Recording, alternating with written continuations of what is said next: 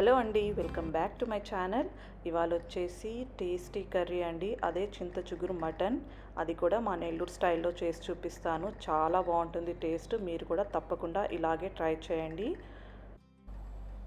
ముందుగా ఒక కుక్కర్ తీసుకొని అందులో ఒక 3 నుంచి 4 టేబుల్ స్పూన్ల నూనె వేసి వేడి చేసుకోండి. నూనె వేడెక్కిన తర్వాత ఒక 2 పెద్ద సైజు ఉల్లిపాయల్ని సన్నగా తరిగి వేసుకోండి. ఇవి కొంచెం వేగిన తర్వాత 2 పచ్చిమిర్చిని ఇలా మధ్యలోకి చీల్చి వేసుకోండి. ఇప్పుడు ఈ ఉల్లిపాయలంతా మంచి కలర్ చేంజ్ అయ్యే వరకు ఫ్రై చేసుకోండి. ఇక్కడ చూసారా, ఉల్లిపాయలు బాగా ఫ్రై అయిపోయాయి. ఇప్పుడు ఇందులో 1 టీ స్పూన్ అల్లం వెల్లుల్లి పేస్ట్ వేసుకోవాలి. దీని పచ్చివాసన అంతా పోయే వరకు మంచిగా ఫ్రై చేసుకోండి.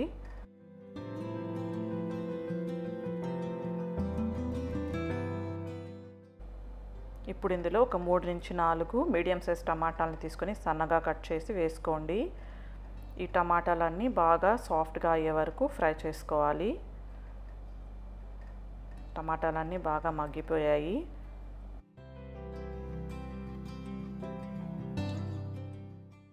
ఇప్పుడు ఇందులో ఒక 2 టీ స్పూన్ల కారం, 2 టీ స్పూన్ల ధనియాల పొడి, 1/2 టీ స్పూన్ పసుపు, 1.5 టీ స్పూన్ సాల్ట్ వేసుకొని దీన్ని మీడియం ఫ్లేమ్ మీద ఒక 2 నిమిషాల పాటు సాటే చేసుకోవాలి.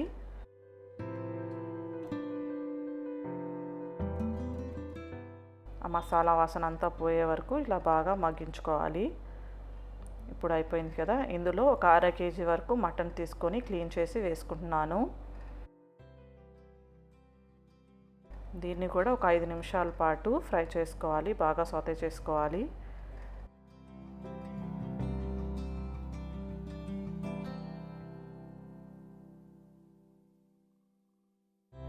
ఇప్పుడు 5 మినిట్స్ అయిపోయింది.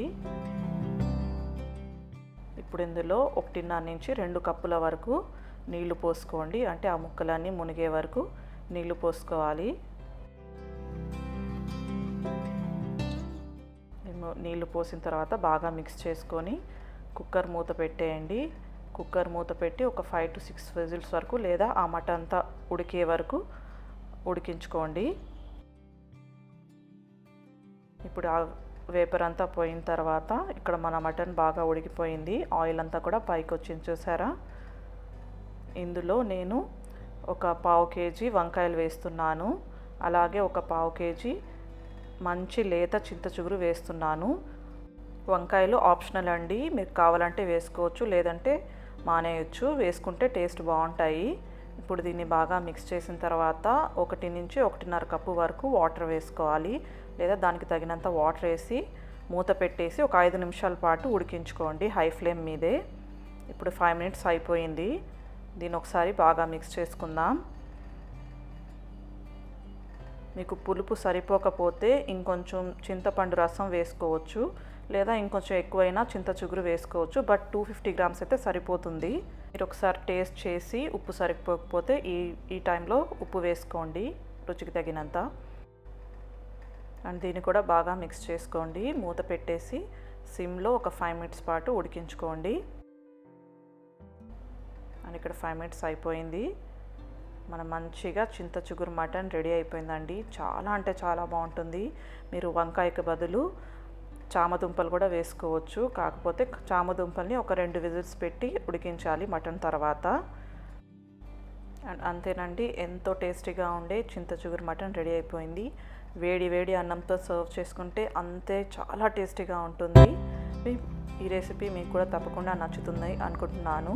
నా రెసిపీస్ కనుక మీకు నచ్చితే లైక్ చేయండి, కామెంట్ చేయండి అండ్ షేర్ చేయండి. మీకు ఇంకా ఏమైనా రెసిపీస్ కావాలంటే నాకు కింద కామెంట్ సెక్షన్లో తెలియజేయండి, తప్పకుండా పోస్ట్ చేస్తాను. Thanks for watching.